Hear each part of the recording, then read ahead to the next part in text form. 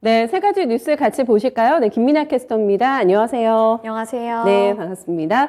첫 번째로 저희 경제지표 보겠습니다. 시장이 많이 오르긴 했는데 미국에서는 GDP 쇼크가 있었거든요.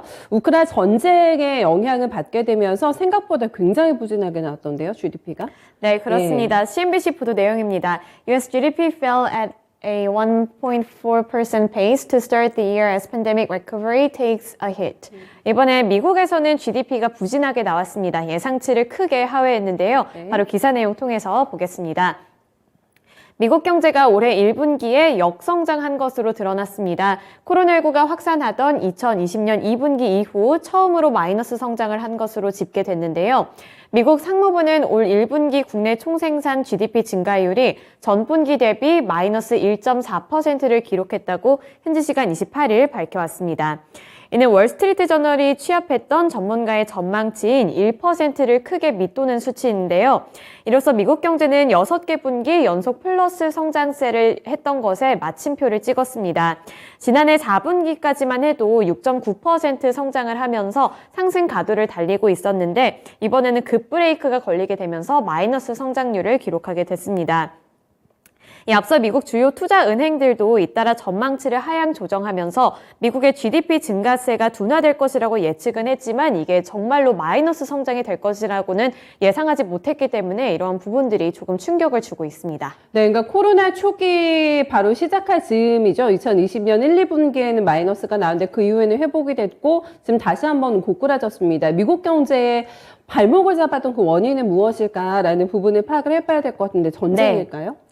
그런 부분도 있었고요. 네. 또 여러 가지 이유가 좀 있었는데요. 네, 우선 기사 살펴보시면 네. 연초에 오미크론 감염이 증가하면서 경제 활동이 전면적으로 위축이 됐고 또 40여 년 만에 최고치에 달했던 소비자 물가지수와 러시아의 우크라이나 침공 등 이런 지정학적인 위기가 영향을 줬다는 분석입니다.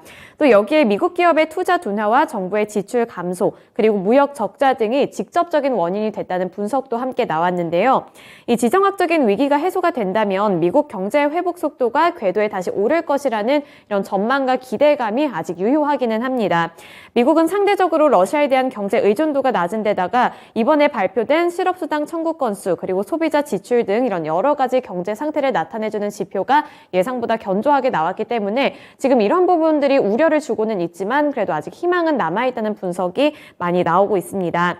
우선 대표적으로 이언 셰퍼드슨 판테온 매크로 이코노믹스의 수석 이코노미스트는 이 1분기의 마이너스 성장은 경고가 아닌 소음에 불과하다 이렇게 진단을 내리기도 했는데요. 도소매 업자들이 재고 확보에 나서게 되면서 소비재 수입이 급증해 순무역이 타격을 입은 것이라고 분석을 했고 이런 현상은 곧 끝날 것이라며 적절한 시기에 수입이 줄어들어서 2분기와 3분기에는 경제가 성장할 것이라고 내다봤습니다. 네, 이렇게 긍정적인 시각이 나온 반면에 또 한쪽에서는 미국 중앙은행의 긴축 움직임이 경제를 다시 한번 침체에 빠뜨릴지도 모른다는 우려도 함께 나오고 있는 상황이라서요. 이 두 가지를 좀 저울질을 잘 해서 어떻게 흘러가는지 지켜보는 게 가장 중요할 것 같습니다. 네, IMF에서 전망하고 있는 미국의 올해 GDP가 3.7입니다. 굉장히 괴리가 있죠. 지금 GDP가 많이 고꾸라졌기 때문에 과연 올해 성장률 목표치를 달성할 수 있을까 약간의 좀 의구심이 들고 있는 상황인데요. 일시적이라는 판단도 분명히 있고요. 여기서 뭐 전쟁이 장기화된다거나 전혀 뭐 긴축 정책을 써도 인플레가 빠르게 잡히지 않는다면은 계속해서 좀 타격이 있지 않을까 싶은데 여러 가지 요인이 다 맞물려 있었네요. 네, 1분기 GDP 쇼크를 어떻게 또 미국 증시가 극복해 나가는지는 함께 좀 봐야 될 것 같습니다. 다음 저 유럽으로 넘어가 보겠습니다. 좀 계속해서 우리나라도 마찬가지고 요즘에 네. 가장 많이 얘기하고 있는 게 너무 물가가 높다라는 건데 독일도 지금 40년 만에 CPI가 최고치 찍었다면서요? 네, 그렇습니다. 네. 로이터 통신 보도 내용인데요. German inflation rises slightly more than expected in April. 이번에 독일 쪽에서도 CPI 지수가 40여 년 만에 최고치를 달성했습니다. 바로 기사 내용 통해서 살펴보겠습니다. 독일의 4월 소비자 물가지수가 40년 만에 최고치를 경신했습니다. 현지 시간 28일 다우존스와 독일 연방통계청에 따르면 4월의 CPI 예비치가 전년 대비 7.4% 상승했다고 집계됐는데요. 이는 월스트리트 저널이 집계했던 전문가 예상치인 7.2%를 웃도는 수준으로 지난 3월 확장치였던 전년 대비 7.3%보다 더 큰 상승폭을 기록한 겁니다. 이 4월의 CPI는 전월 대비로는 0.8% 상승을 했고요. 전월 대비 상승폭은 지난 3월에 기록했던 2.5%에 비해서는 줄어들었습니다. 유럽중앙은행 기준을 따른 이 물가지수는 전년 대비 7.8%, 전월 대비 0.7% 오르게 되면서 독일 쪽에서도 이 CPI 지수와 인플레이션 때문에 조금 고충을 앓고 있는 모습입니다. 네. 독일이 예전에도 물가가 되게 많이 뛰었던 게 이라크 전쟁 당시에 석유 파동이 나면서 그때 많이 힘들었던 기억이 상기가 되거든요. 우리나라 마찬가지로 굉장히 에너지에 대한 의존도가 좀 해외 쪽으로 높기 때문에 독일이 또 이런 부분에 영향을 좀 받았나 싶습니다. 정확한 원인 파악이 좀 중요할 것 같은데 어떻게 보고 있을까요? 네, 예상하셨을 수도 있겠는데 네. 이번에 독일 연방통계청은 우크라이나 전쟁으로 인해서 에너지 가격 상승이 두드러지면서 이게 인플레이션 상승에 영향을 줬다고 분석했는데요. 네. 에너지 가격 상승세는 4월에 전년 대비 35.3%에 달했다고 합니다. 이는 지난 3월 39.5% 상승에 이어서 다시 한번 30%대 상승률을 기록한 건데요. 식품 가격 또한 6.2% 상승했습니다. 이 에너지 가격과 식품이 우크라이나 전쟁의 영향을 가장 많이 받고 있다는 분석이 나왔고요. 또 다른 인플레이션 상승 요인으로는 코로나19에 따른 공급망 혼란과 병목 현상을 꼽았습니다. 독일 통계청은 러시아가 우크라이나를 공격한 이후에 천연가스와 광물류 제품 가격이 다시 크게 상승을 했으며 높은 인플레이션에 상당한 영향을 미쳤다고 발언을 내놨고요. 지난 1981년에 이란과 이라크 간의 걸프 전쟁 여파로 유가가 상승한 이 독일에서 이와 같은 높은 물가 상승세가 지속됐다면서 이 전쟁 여파 그리고 공급망 병목 현상을 가장 큰 이유로 짚었습니다. 네. 독일에서 CPI뿐만 아니라 생산자 물가도 많이 올라갔습니다. 굉장히 가파른도 점프업이 나타나고 있는 상황이고 에너지 중에서도 보니까 천연가스가 지금 3월에서 4월로 넘어오면서 145%나 급등을 했습니다. 여기에 굉장히 결정타였다고 좀 볼 수가 있겠는데요. 계속해서 전쟁이 지속되는 한 독일도 아마 강공 전략으로 갈 것 같습니다. 피해를 입더라도 러시아에 의존하지 않겠다라는 전략을 좀 고수하겠다라는 입장이 계속해서 나타나고 있는 상황인데 이 충격을 소화해야 되는 또 이제 숙제를 안고 있습니다. 독일의 입장이 좀 곤란하게 처하지 않나 생각이 드는데요. 어떻게 또 돌파구를 마련해낼지, 높은 인플레 어떻게 잡을지, 정책이 또 나올지까지 함께 좀 지켜보겠습니다. 다음은 저희 어닝 얘기해 보겠습니다. 아마존과 애플의 표정이 많이 좀 엇갈렸습니다. 두 기업의 네. 실적 많이 기대하셨잖아요. 네. 내용 좀 자세하게 전해주세요. 네, CNBC 보도 내용입니다.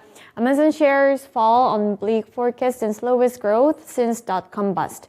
이번에 아마존과 애플 쪽에서 실적 발표가 있었는데 말 그대로 희비가 좀 엇갈렸습니다. 우선은 아마존 실적부터 살펴볼 텐데요. 아마존은 이날 장 마감 직후 1분기 주당 손실이 7.56달러로 집계됐다고 발표했습니다.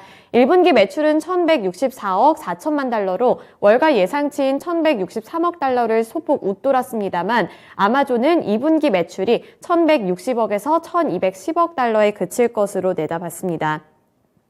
이번에 발표된 이 실적은 애널리스트들이 전망해왔던 1,255억 달러를 훨씬 밑도는 수준인데요. 이날 아마존은 장 마감 직후 이렇게 1분기 주당 손실이 7.56달러로 집계가 됐다고 하면서 주가에도 영향을 미치기도 했습니다. 1년 전 주당 15.79달러 순이익과 비교하면은 부진한 성적표라고 볼 수가 있겠고요. 또 리비안 투자 등으로 76억 달러의 평가 손실을 입게 되면서 순 손실은 38억 달러를 기록하기도 했습니다. 이 부진한 실적과 매출 전망에 시장의 실망감이 쏟아지게 되면서 이날 아마존의 주가는 5.64% 상승을 했지만 실적 발표 이후에는 10% 가까이 폭락을 했고요. 앤디 제시 아마존 최고 경영자는 이 팬데믹과 우크라이나에서의 전쟁은 이례적인 성장과 도전을 가져왔다면서 지속적인 인플레이션과 공급망 압박을 겪고 있다고 말했습니다. 또 아마존은 그동안 에너지와 노동 비용 증가에 대응하는 전략을 짜는데 부심을 해왔는데 이런 여러 가지 부분들이 맞물려서 결과를 내놓은 것으로 추정이 되고 있습니다. 네, 그리고 이제 또 애플 관련된 주식들이 국내에 많으시잖아요. 유저분들도 많으신데 애플도 궁금합니다. 자세하게 볼까요, 애플도? 네, 애플 실적 살펴보시죠. 네, 애플 보시면 애플의 분기 주당 순이익이 1.52달러로 예상치인 1.4 1.43달러를 크게 웃돌았다고 밝혔는데요. 분기 수익 매출도 972억 8천만 달러로 예상치인 938억 9천만 달러를 크게 웃돌았다고 밝혔습니다. 이 아마존과 다르게 애플의 실적은 견조한 모습이었는데요.